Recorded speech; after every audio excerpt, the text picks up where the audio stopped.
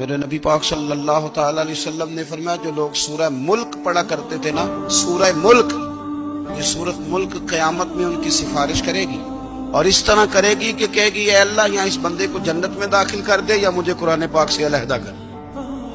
تو رب فرمائے گا جا اس کا دامن تھام کے اسے جنت تک پہنچایا۔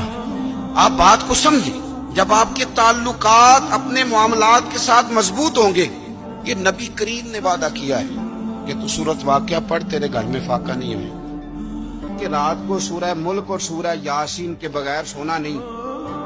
سورہ ملک اتنی شاندار سورت ہے کہ نبی پاک صلی اللہ علیہ وسلم نے فرمایا یہ قیامت کے دن اللہ کی بارگاہ میں ناز سے جھگڑا کرے گی اور کہے گی اے اللہ یہاں تو میرے پڑھنے والے کو جنت عطا فرما یا مجھے قرآن پاک سے علیحدہ کر۔ تو رب کریم پھر اپنے فضل سے پڑھنے والے کو جنت عطا۔